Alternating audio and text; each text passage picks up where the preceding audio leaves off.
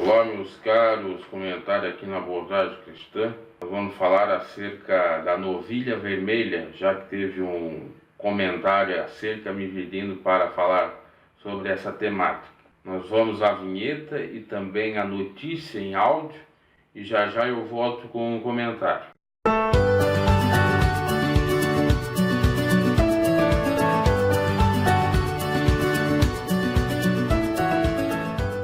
Nascimento de novilha vermelha em Israel reacende debate sobre o terceiro templo. Esta semana, o Instituto do Templo de Jerusalém anunciou o nascimento de uma novilha vermelha. Segundo os rabinos do Centro Teológico, esse é um pré-requisito para a retomada dos sacrifícios no templo, pois suas cinzas são usadas em rituais de purificação descritos no livro de Números. Cerca de 3 anos atrás, o Instituto do Templo, organização que dedica-se à preparação do terceiro templo e segue à risca todos os preceitos da lei sacerdotal, iniciou um programa para gerar uma novilha vermelha de acordo com os requisitos bíblicos. Eles importaram dezenas de embriões da raça Red Angus e implantaram em vacas selecionadas. Após uma série de insucessos, pois a novilha do padrão veterotestamentário não pode ter nenhuma mancha de outra cor, no dia 28 de agosto nasceu um animal que foi considerado aceitável por uma comissão de rabinos que examinaram o animal.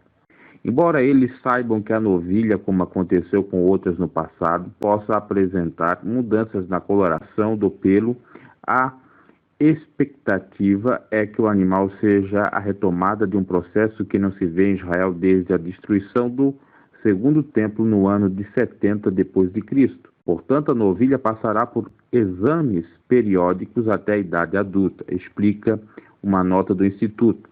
Seus fundadores sempre defenderam que é preciso que assim que tudo estiver pronto, o Messias virá. A ausência de uma novilha que siga especificamente os requerimentos sempre foi um empecilho. Segundo o mandamento de Números 19:2, os israelitas deveriam oferecer uma novilha vermelha sem defeito e sem mancha, sobre a qual nunca tinha sido colocada uma canga, para o sacrifício que seria chamada água da purificação.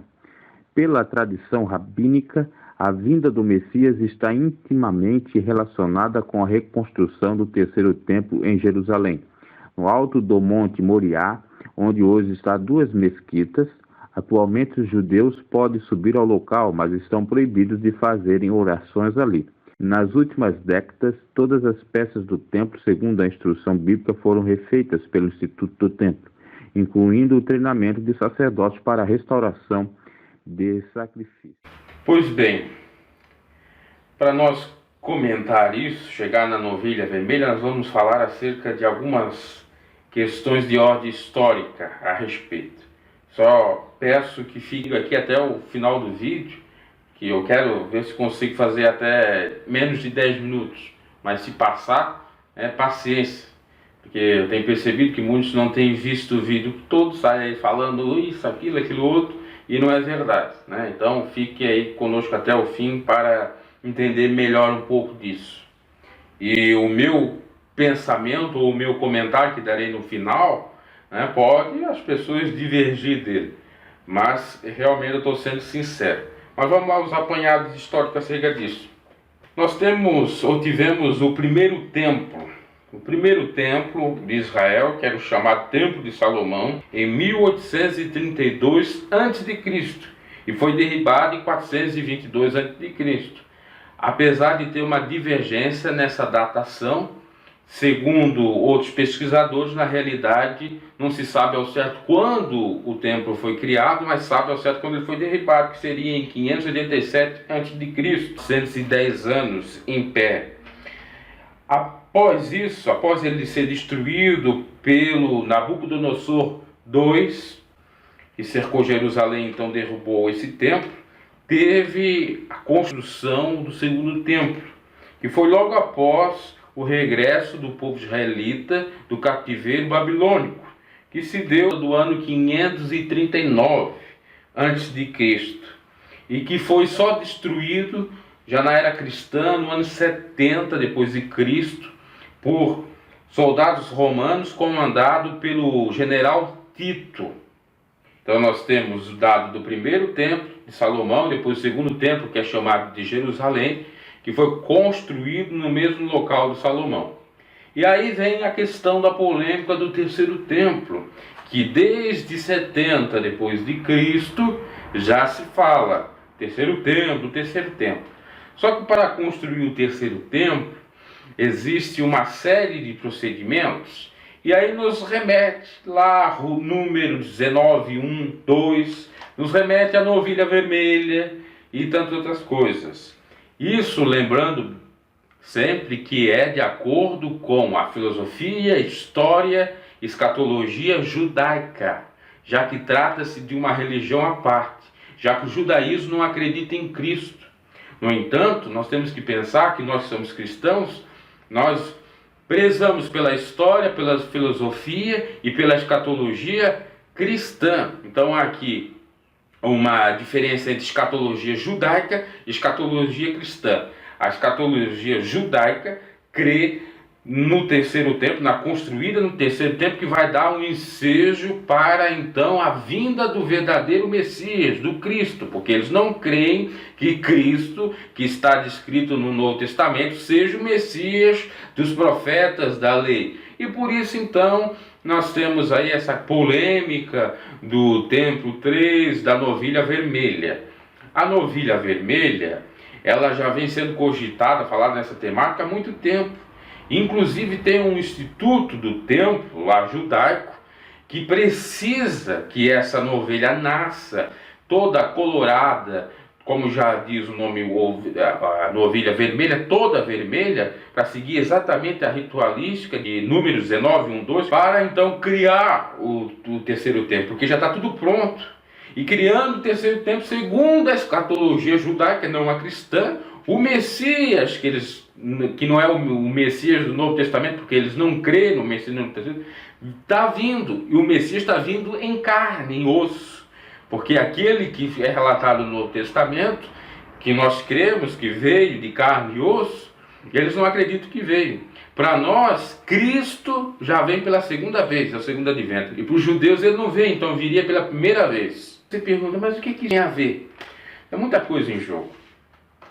Porque tem aqueles que associam a escatologia cristã com a judaica. Até eu diria que é um pouco correto isso. No entanto, nós temos que tomar muito cuidado com alguns exageros. Mas vamos a mais alguns dados interessantes. Por exemplo, com relação a essa novilha vermelha, em 2014 falou-se nela. Poderia ter nascido lá nos Estados Unidos, mas foram averiguar, não seguiu os pré-requisitos de Números 19:1. O Instituto do Templo já há muito tempo está lutando, né, principalmente desse tempo de 2000 para cá, para a criação desse animal, dessa novilha vermelha. E como que é feita essa novilha vermelha? Pegando dezenas, isso o Instituto do Templo, um órgão oficial do judaísmo, pega as dezenas de embriões da raça Red Angus, eu estou lendo em português, e implanta em vacas selecionadas. Então, o procedimento é artificial, feito em laboratório e não natural. Aí você já vê a estranheza, porque tanto no primeiro templo como no segundo templo, a novilha vermelha veio de forma natural, e no terceiro templo ela não está vindo. E como os judeus querem, porque querem o Messias, eles estão, de alguma forma, antecipando o cumprimento, entre aspas, das profecias da sua própria escatologia, querendo ter uma novilha vermelha, e agora se valendo da ciência. Aí aquilo que Daniel falou, acerca da ciência que se multiplicaria, faz sentido, porque agora os judeus estão se apropriando da ciência, do trabalho dos espermatozoides, dos embriões em laboratórios, para criarem então animais, ou essa novilha vermelha, de modo adulterado e não natural, para o cumprimento da profecia da escatologia deles. Já tem um ponto divergente aí, que é exatamente esse trabalho material, que nos outros tempos nasceu a novilha vermelha para a ritualística. para a ritualística da purificação. Porque esse terceiro templo, à luz da palavra de Deus, de Cristo, de Deus mesmo, não tem sentido. Porque quando Jesus fala de templo, ele cita ele mesmo. Jesus seria o terceiro templo. Jesus seria o terceiro templo. E nós, como somos filhos de Deus, também somos templo de Deus, o Deus vivo. Então, essa escatologia judaica realmente é totalmente perversa. E é aquilo que a palavra de Deus disse, o profeta Isaías, inclusive Jesus, que por conta de Satanás ter os cegados e entenebrecido seus entendimentos, eles continuam com essas escatologias esquizofrênicas. O que é o termo escatologia? Para quem não sabe, é falar acerca das coisas do fim, do homem ou fim do mundo, né? Já que a palavra escatos quer dizer isso, relativo ao fim, e logia é estudo, então estudo das coisas do fim. Pois bem, então nós temos isso bem delineado, que para nós que somos cristãos, nós somos o templo de Deus vivo. Cristo falou que ele era o templo, que seria derribado e construído, como ele bem salientou, mas para os judeus o templo ainda interfere, o templo que servirá para trazer o Messias para eles na terra tem alguma valoração. É óbvio que isso é proposital, entre aspas, já é previsto por Deus, e tem algumas pinceladas na Bíblia a respeito disso, que isso pode culminar no anticristo. Mas aí todo cuidado é pouco. Por que todo cuidado é pouco? Porque, meus caros, o anticristo ele poderia ter se configurado em várias histórias da nossa própria história, em vários deslocamentos históricos. Por exemplo, a igreja primitiva pensava que o anticristo era Nero, porque o nome de Nero dá 666. A igreja primitiva chegou até a pensar que era Constantino, mas não era. Até numa outra oportunidade eu vou trazer informações acerca disso, das datações da vinda de Cristo e de muitos doutrinadores que pensavam que esse poderia ser o anticristo e tal. É o que está ocorrendo agora. Não, então, os judeus vão construir o terceiro templo, vai vir o Messias não é o Filho de Deus, é um falso Cristo, configura o anticristo, vai trazer paz para Israel, vai tirar Israel do jugo de outras religiões que ali estão, do islamismo, né? E vai então, de fato, fazer a Israel ser a grande nação. Aí entra mais outra questão, que agora Israel fez 70 anos de independência, né? Tem também tudo isso. Aí vem o número 7, vem o número 70, tem toda aquela questão da escatologia numerológica também e tal. Mas eu não quero entrar nisso. Em síntese, o que ocorre? O terceiro templo, segundo a escatologia judaica, é um fato importante para culminar na vinda do verdadeiro Cristo, segundo eles. E precisaria dessa novilha vermelha para a purificação desse templo. O templo já está construído, só falta a purificação desse templo, que tem que ser de acordo com a novilha vermelha. Como a novilha vermelha geralmente não tem dado da forma natural, da via natural, eles estão tentando pela via artificial, por meio de embriões, como eu já salientei, né? Essa é a escatologia. Isso pode realmente acontecer e mudar a geopolítica, e mudar a política de Israel, e mudar o mundo, claro que pode ocorrer. Por quê? É um dado interessante, que há um conflito religioso. Um conflito religioso por conta dessa novilha vermelha.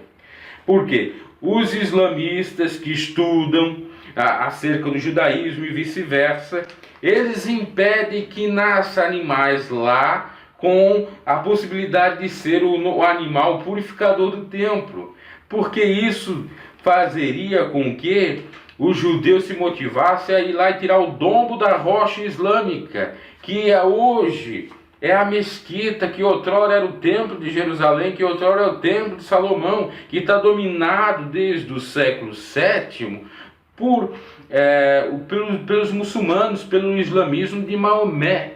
E aí nós teríamos um conflito daqueles mais sangrentos e lastimáveis, tá?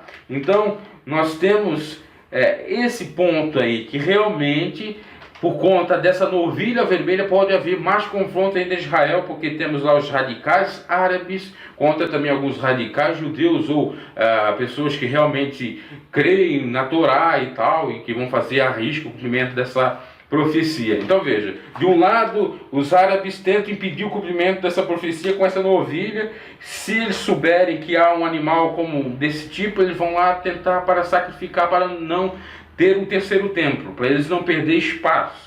Do outro lado, os judeus querem, porque querem essa novilha para purificação. Ali já está um cenário de guerra, de conflito, etc. Por conta da dita cuja novilha vermelha. Para quem não conhece esses fenômenos de escatologia, tudo isso, é um absurdo. Por conta de um animal, briga, conflito, guerra. Realmente é um absurdo.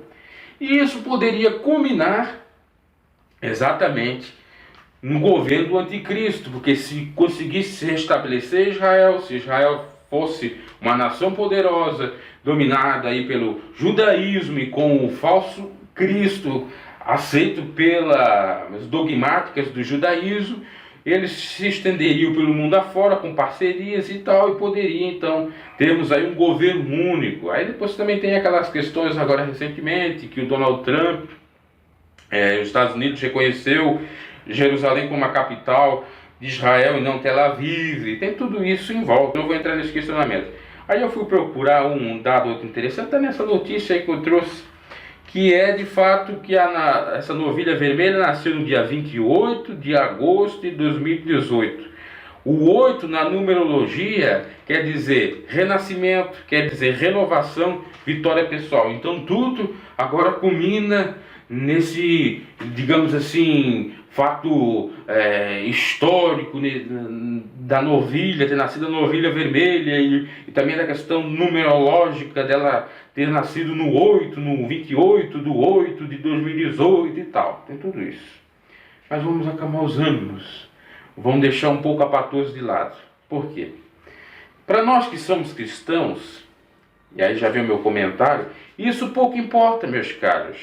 Porque duas coisas nós sabemos: que Jesus realmente existe, que o Messias que está lá no Novo Testamento escrito realmente é o Filho de Deus, e que ele virá pela segunda vinda. Jesus disse que o dia e hora ninguém sabe, só o Pai. Então nós não podemos ficar aí todo cheio de pavor, né, de meu Deus, o que será a vinda de Jesus e tal. Para quem está em Cristo não tem nenhuma preocupação, não há nenhuma condenação.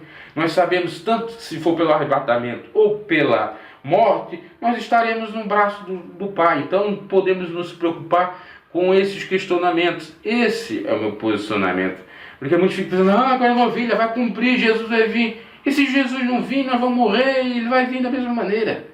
Isso, meus caros, a gente tem que tomar muito cuidado, porque tem ímpios que ficam zombando por conta disso. Eu recentemente disse, Jesus virá para tentar rir ou debochar da minha cara, por ser cristão e tal. Eu disse, claro, Jesus virá, já veio para tua mãe, porque ela faleceu, na verdade. Então, meus caros, a gente tem que pensar nisso. E não ficar aí atrás de muito dessas teorias aí, né? Dessas pessoas que querem ganhar dinheiro com escatologia, com livros disso, do fim do mundo e tal. O fim do mundo já vem sendo falado há muito tempo, como já disse. Uma outra oportunidade eu vou trazer aqui uns dados interessantes para melhor elucidar o seu pensamento e não ficar aí desesperado. A vinda de Jesus, a vinda de Jesus, vai cumprir a profecia tal, vai isso aqui. Isso pouco importa, porque nós já estamos vivendo a salvação. Se aceitamos de fato a Cristo Jesus, nós já temos certeza de vida eterna, seja por arrebatamento, seja pela morte, enfim. O que nós devemos fazer é disseminar o amor e procurar ganhar almas para Cristo, aquelas que nós podemos ganhar, e pronto. O resto é com Deus e é mistério. Vai ser assim, vai ser assado. Todos os que tentar descobrir a datação da vinda de Jesus, ou como seria, a sistemática, até mesmo essa questão da escatologia, que é uma cátedra, disciplina estudada em teologia, que demonstra sistematicamente como vai ser a ordem, como vai ser a vinda de Cristo, mais ou menos, ela nem é precisa. Ela só dá algumas ideias teóricas do que pode acontecer. Agora, se a gente for analisar, biblicamente falando, é mistério, só Deus é que sabe como que vai ser, aonde, a hora e o local e da forma que será, né? Isso são teorias, a gente não pode ficar muito preso a isso. Vai ser assim, vai ser assim. Aí daqui a 10, 20 anos não acontece nada. Meu Deus, não veio. Aí vem uma outra onda, uma outra notícia dizendo, não, agora vai ser dessa forma, né? Porque vocês, para analisar, eu que já sou cristão desde 2005, quantas teorias nesse sentido já veio? E quantos camaradas tentaram já prever a data da vinda de Cristo, o arrebatamento. Então não é para a gente ficar preso a isso, ficar aí nesse extremismo todo. Esse é o meu posicionamento. Você diverge, pensa diferente, quer ficar um pouco preso, alienado em muitas informações, que às vezes só serve realmente, como eu já disse e friso, para ganhar dinheiro, principalmente aí os caras que criam esses livros e tal, e aproveitam da ignorância do povo. A realidade é essa. Eu fico com a Bíblia, não fico com mais nenhuma outra profecia, nenhum outro livro à parte, eu fico com a Bíblia. E a Bíblia diz que nós não sabemos nem o dia e a hora, e que essa escatologia da judaica pouco importa. O que importa é nós ter aceitado a Jesus e ter certeza da nossa salvação. Abraço, até a próxima.